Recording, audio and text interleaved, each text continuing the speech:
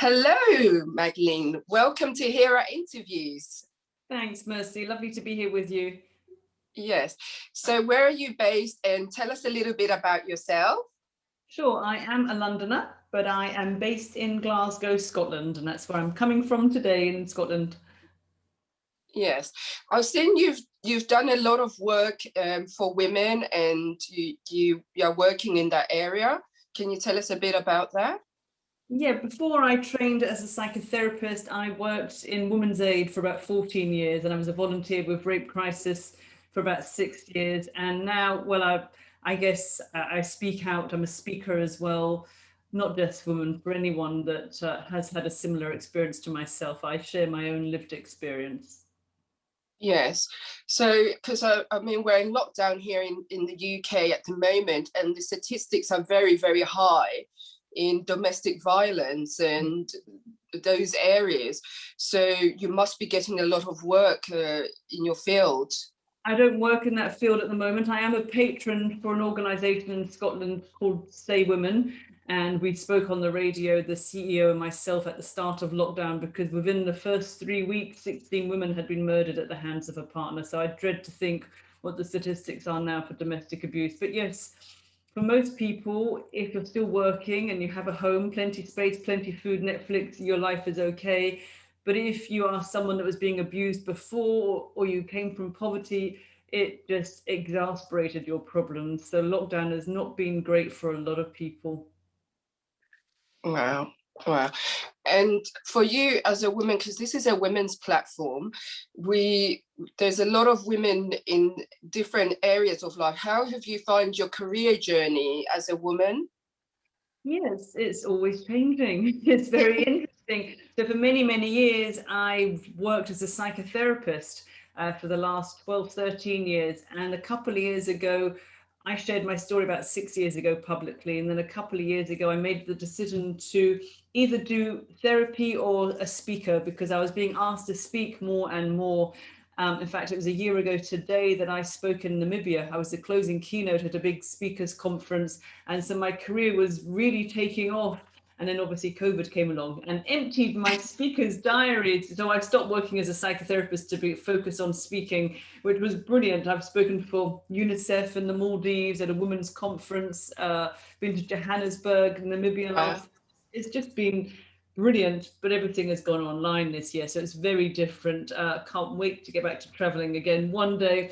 But even so, you can still reach people online. I spoke just last week at Barnsley College twice to students, I think about 500 students twice, because they were having their Crime and Justice Week. And amazing, every time I speak, I always get such messages from people that have had similar stories, or they understand it, it resonates with them far too much, because my story of rape is just a story of many people. Sadly, my story is not unique at all. Yes, yes. I know that it is such a very, very sensitive subject in a lot of cultures, and it is very difficult for women to even talk about it, because sometimes women are not believed, and sometimes women are said to be, it was your fault that this happened to you, so women don't want to speak out. How as a woman were you able to not just speak about it, but to be able to just now begin to speak publicly? Yeah, it's been a journey. It's not been overnight. This has taken a lot of healing. And I'm 55 now. So this happened when I was 13. I was gang raped by 2 men when I was 13. So it's over 40 years now. And I've done a lot of work on myself, a lot of personal development. But it's when I first shared my story, it was on a website with an organization called the Forgiveness Project. And I realized that I was okay sharing it, and I saw the impact of sharing my story, what sharing stories can do for other people, someone else reading about my story, and the messages I started to get in the emails and everything.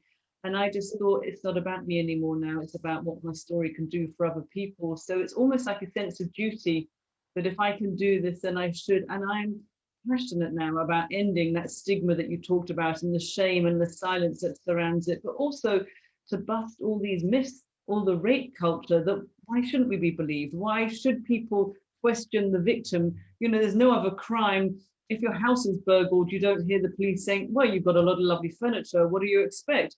But we do that for women or men that have been raped or abused. Well, what were you wearing and why were you drinking?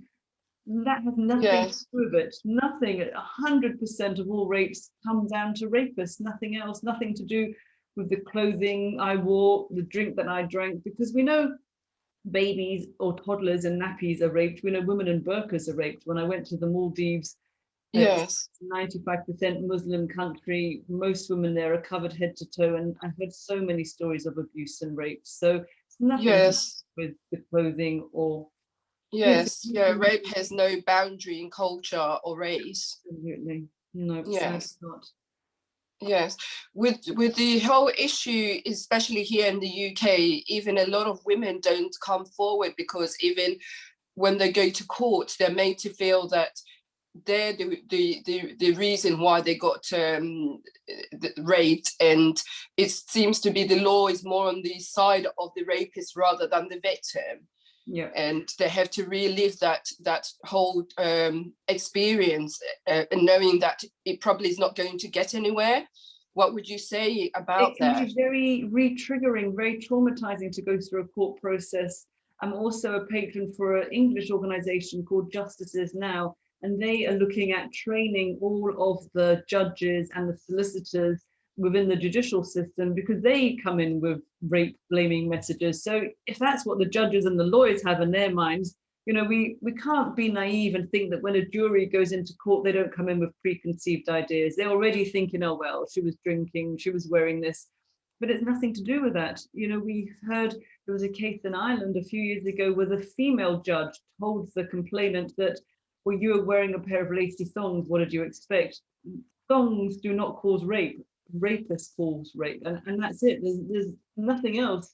It's very hard. Where I live in Scotland, of all cases that make it to court, maybe 4 or 5% will end in conviction. So you put Wow. yourself through all of that and you may not get your so-called justice.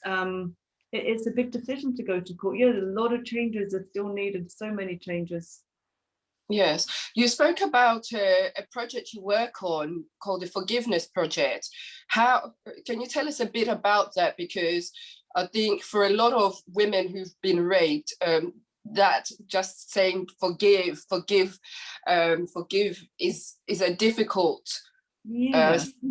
to even say it. So how does one Yeah. begin to You know, forgive? I don't want to be a forgiveness preacher. I'm not telling everyone that you have to forgive in order to heal, but eventually this was the path that I chose, and forgiveness wasn't anything to do with them. You know, I didn't need a meeting with them. I didn't need them to tell me how sorry they were or for them to write me a letter. I could make that decision silently, quietly in my heart.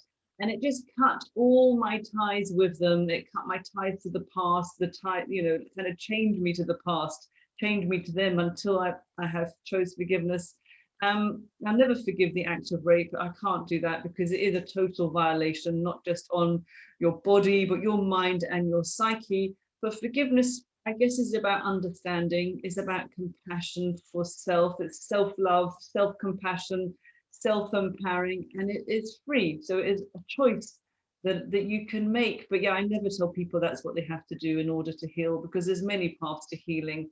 But the Forgiveness Project is in London. It's run by Marina Cantacuzino, and she heard about my story and asked if she could share it. And you know, she said to me originally, you don't need to put your photo or your name, you could be anonymous. But I Yes. thought, I'm tired of being ashamed for a crime committed against my body that had nothing to do with me. Why should I carry on hiding just to protect them? So I went public with my photo and my name, and that just sent me on this incredible journey that I've been on ever since. Yes. So if a woman wants, for those women who are watching, if a woman wants to get freedom from abuse, because I saw one of your charities you work for is Freedom from Abuse, what would you say should be the first step in that? I would say go find someone to speak to. I don't work for Freedom from Abuse. I am one of their ambassadors, so they just use my name. So luckily, Yeah. I don't do anything for them there. I'm one of their ambassadors, which I'm very honoured to be. It was just a recent post. But yeah, find someone to speak to. You know, end your silence. Let go of the shame that doesn't even belong to you, and share your story, because I think when we don't speak out, we really hold ourselves back. You know, there's like a part of you that's not alive, that's dead, and that's, you know, just, it's no good.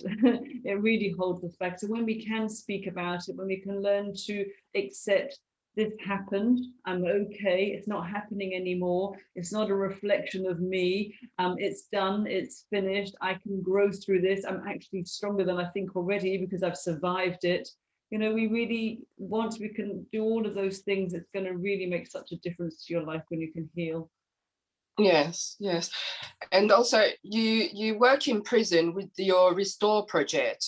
Yeah. We know a lot of people go into prison for all sorts of reasons. Can you expand a little bit on that? It's not my project, it is from the Forgiveness Project. They've been running Restore for maybe 10 or 12 years, and it's the most amazing group work. So there's maybe 18 prisoners, a few of us on the Forgiveness Project, I think there's 3 of us, and there's a couple of storytellers, and there's a prison officer that comes in, and it takes place over 3 to 4 days, and it's really using storytelling.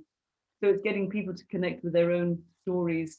And I would say 95% of the women that I met on these courses had been raped or abused. There was so much abuse, so much trauma, but it was just amazing to watch them emerge from this really shut down, closed space to really owning their stories. And that really starts their own healing journey. It's very powerful for the women that I've worked with, and it's very powerful for the people that, like me, that are facilitating it.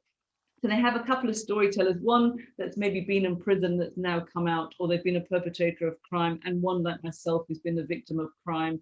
And, you know, it's just the power of sharing our stories. When they hear our stories, it helps them to connect to their own stories, and they realize that they've been victims as well, and that there's a lot of hurt, a lot of damage, a lot of trauma in them, but it gives them the chance to heal and really turn their life around, to start getting better self-awareness and self-love, self-confidence, self-worth. It's I love it. Unfortunately, with COVID now, the it's not running at the moment. So yeah, one day I will get back. I was due to go and work with the men. I've only done 2 groups with the women, but I'm interested to work with the men as well. Yes. So if other people want to get involved in such projects, because I've met a lot of women who have gone through such issues and they would like to get involved in helping to heal other women, how would they get involved in some of the projects that you're involved in? It just kind of came about to me. I've never really looked for anything that I've done. It's just always kind of come to me. So I always just kind of trust life, that I'm in the right place at the right time, and I'm very open. So whatever happens, happens. I was already a storyteller for the Forgiveness Project, and they approached me. I don't know if you could approach them without them knowing you. I'm not sure how it would work, but yeah, there's so many ways that people can volunteer. There's so many organizations, especially now, that need volunteers. Just find something that speaks to your heart, you know, and there will be an organization out there that's desperate for volunteers. Absolutely. And it doesn't even have to be a big thing. So the organization in Scotland, Say Women, that I'm a patron for, I really help at Christmas time. I know a lot of people, and we get gifts for women and children. I literally fill my front room with 2 carloads of gifts, and that's just asking people. So, you know, people have got stuff in the house that they've never used, a pair of slippers that their granny gave them, or a toiletry set that they've never used, and it's Yeah. amazing how they all build up. And these women literally come with nothing. So they are young women that have been sexually abused, and they face homelessness, so it's no longer safe for them to stay at home. And we have 8 apartments which they all stay in for up to a couple of years. So yeah, it's that that's an easy part. I don't do the work with them. The workers do all the frontline work. So I can do some fundraising or some gift raising. So there's so many ways that organizations need help. Okay, yes. So what lesson would you give to other women? What would be your number one advice that you'd give probably to your younger self?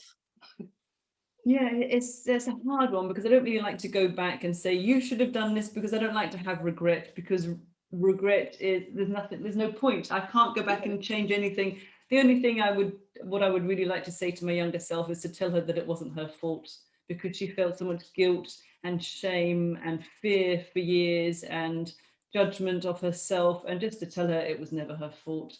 And for anyone that's listening, you know, it took me 3 years to be able to tell my parents don't wait too long, you know, find someone to share your story with, whatever your story is. It doesn't have to be the same story as mine, whatever your story is, you know, just find someone to share it with. Yes, and also this platform is a platform for women, and it's an organization called Hera, and we're building cities in different countries in the world. And in that city, we're going to have museums for women. We're going to have university for women. What would you like to see there, ideally? Oh, that is a good question. So just women only, no men No, at no, all. men are open and children are open to go to the city, but it's a women's city. I think some really good self-development courses, you know, really looking at being okay with who you are, recognizing that you're enough, loving yourself, because so many women, I think, just lack that confidence or that self-belief or the self-worth. So something that really helps them to connect with themselves so they know that they are enough and actually nothing needs to be changed. Wow, that sounds amazing. And if people want to get in touch with you, how can they get in touch with you? Sure, they can find me on my website, which is madelineblack.co.uk. I'm also the host of a new podcast show called Unbroken, the podcast with Madeleine Black. So they can find that on any streaming platform or on my YouTube channel. And I'm on all the social media platforms as well, everywhere. Okay, okay. Thank you for this interview, and we look forward to catching up with you at another time, and hopefully you getting involved in our women's city as well. That's great. Thank you so much, Mercy. Thank you.